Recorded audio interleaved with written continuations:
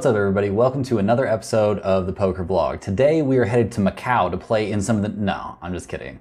We're in Springfield, Missouri again, going to play a 1-3 home game session, but we've got a couple big announcements. First of all, we are doing a giveaway this week with stumpthespread.com. We are actually giving away to 2 different people 1 week of free premium content over at stumpthespread.com. All you have to do to register for this giveaway is be subscribed to this channel and like this video and put a comment down in the comment section. Now, what this is, if you're not familiar with sports betting, is this is a site where they advise you on how to bet on sports. So if you're wondering, look, I want to bet on an NBA game tonight, they'll have 2 NBA games during the NBA playoffs now. They'll have 2 games where they have a premium take on an expert take on who to bet on and how to bet on it, and take their advice.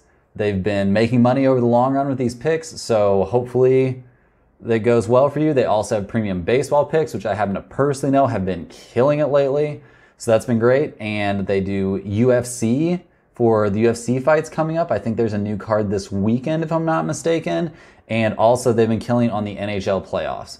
So all you got to do to be registered for this giveaway, be subscribed to my channel, like the video, and put a comment down in the comment section. Also, announcement number 2. I realize I haven't done a very good job of giving you guys a storyline to follow with this vlog necessarily. I've just been kind of playing sessions, telling you about the session, putting out there.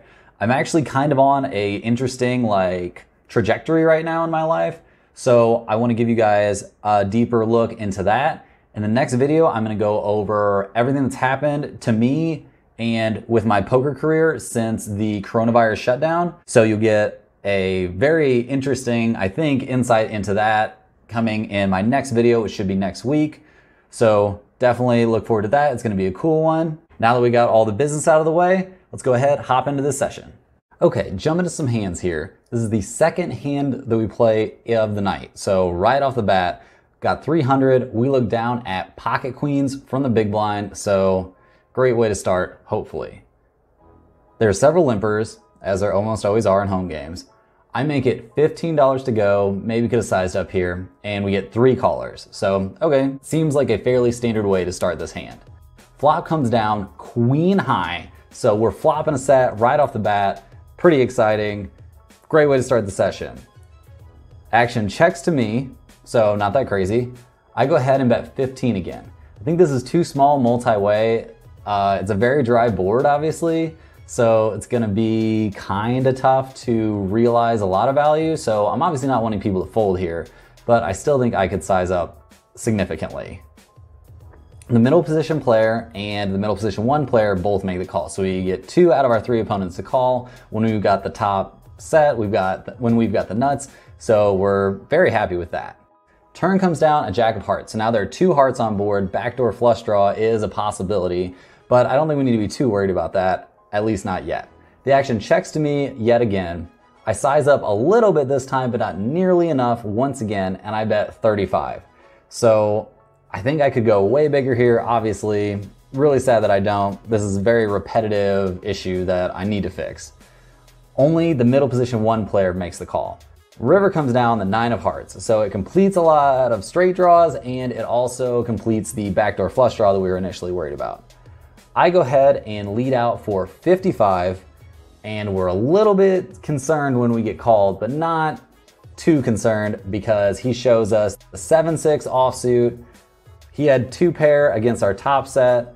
We really messed ourselves up by not going for much heavier value in this hand because top set against bottom 2 pair, I think we should have probably gotten stacks in here on the flop, but that's not how it goes. So we will take the win in hand number 1. So into the 6th hand that we play in the entire session. So we played less than an orbit. We look down at pocket jacks from under the gun +1. It's a straddle pot and there's 1 limper. I go ahead and make it $20, and the button, who is the straddler, is the only person that makes the call. Flop comes down a fantastic one for us. The flop is jack high, but 2 diamonds. I bet 35 and the button makes the call. The turn is a 7 of clubs, and I decide to size up here a little bit, hoping to be able to charge flush draws or I'm not sure what. a little bit more and bet 55, but unfortunately he makes the fold. So the first two hands we play of the night, we flop sets, off to a fantastic start. Let's make this a big night.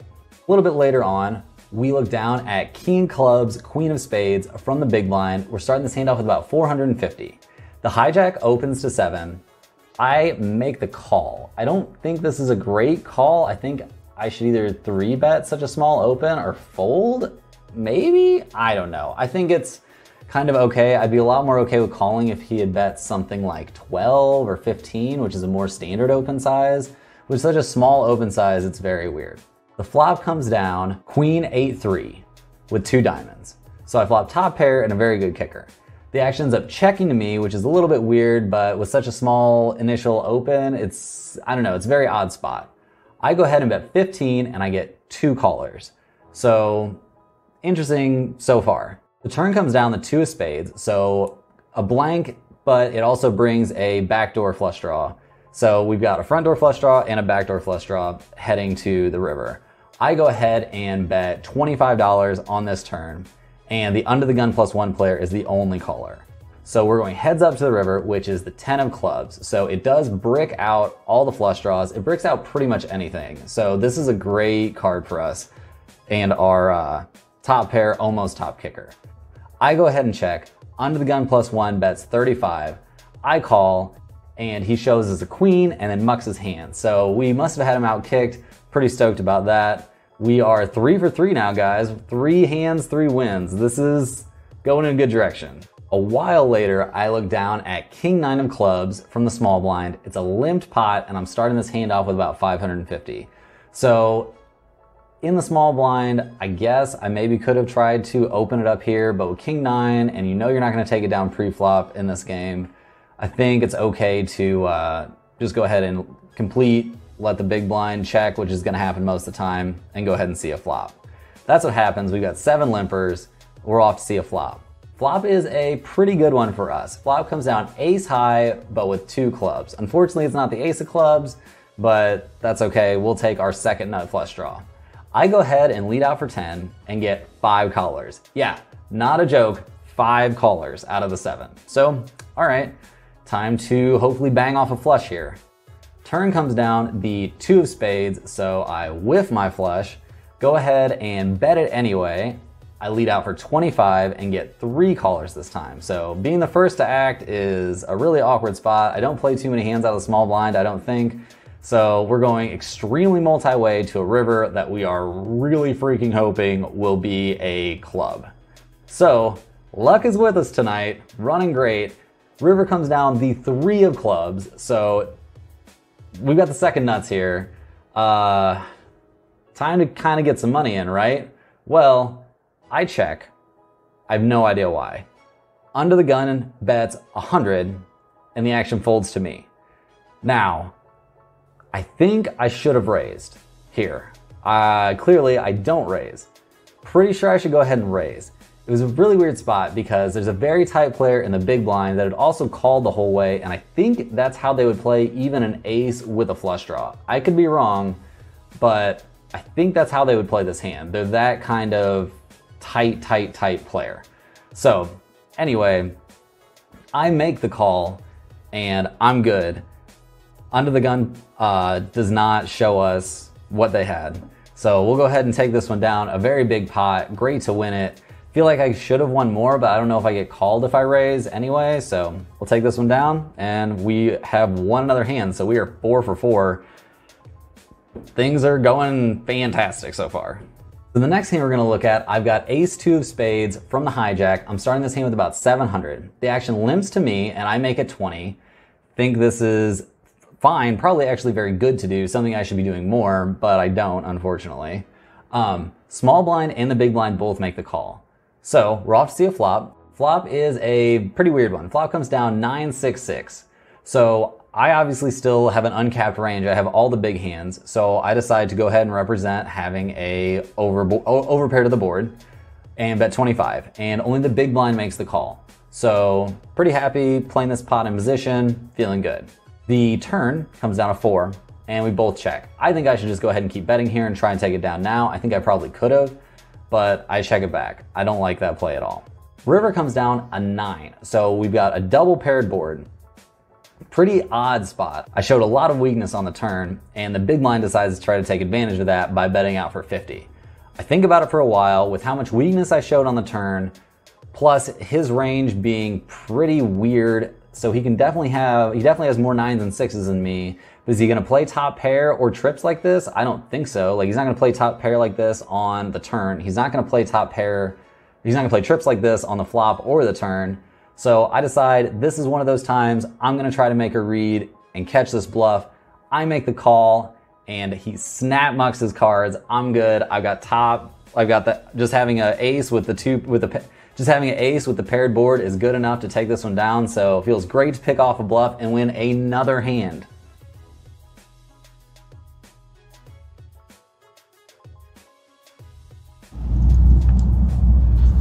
Well, we are off to another good start, and we are very happy about it. And it's not even too loud downtown to record a little bit of sound. So this is fantastic.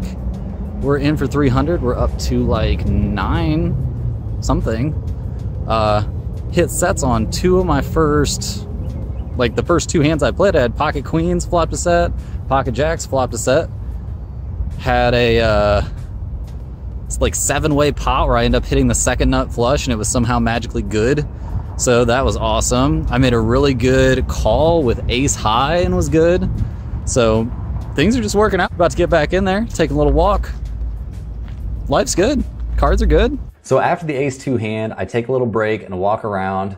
And when I come back, a 2-5 regular, someone who plays the higher stakes around here, almost always, like very, very seldomly plays the like 1-2 or 1-3 game that I play, is sitting 2 spots to my right. So it's not like the worst spot of the table to have him, I suppose, but it's not great. I'm not very stoked about this, especially now that I've built up such a nice stack. So the next hand that I play, I've got 2 black 10s from the small blind, and I'm starting this hand off with about 950. It's a straddle pot. I open to 20. By straddle pot in this game, just for the record, I will always mean the button is straddling. I open to 20. Only the button, the player who straddled, makes the call. The flop comes down ace high, so not the best flop for us, but also a good spot for us to represent the ace since we opened pre-flop. I bet 25, and the button makes it 75. So pretty interesting. I think there are a decent amount of hands that the button would 3-bet me with when I'm opening over their straddle. So I go ahead and make the call. Turn is the queen of clubs, so it puts 3 clubs on the board. Interesting spot for sure, because I have the 10 of clubs. I go ahead and check now. I'm not sure that I like that, but I think with an ace on the board, I don't have a whole lot of choice but to check. And the button bets 130. So very interesting spot for us. I think we have to approach this with a lot of caution. The flush did just get there, so he could definitely have a flush. There's already an ace out there. Getting raised the way we got raised on the flop definitely puts all the flush draws in his range. So taking that into consideration, and taking into consideration I have a nice stack right now that I'm not necessarily looking to punt off into oblivion, I end up making the fold, and we are lucky enough to get shown the winning hand, which is King 8 of clubs. So he had us completely destroyed. We were drawing dead. So very happy that we made the correct fold. So we only lose 1 hand of meaning in this session, racking up a nice little win of $500, and we are ready to head out, rack up these chips and head out of here.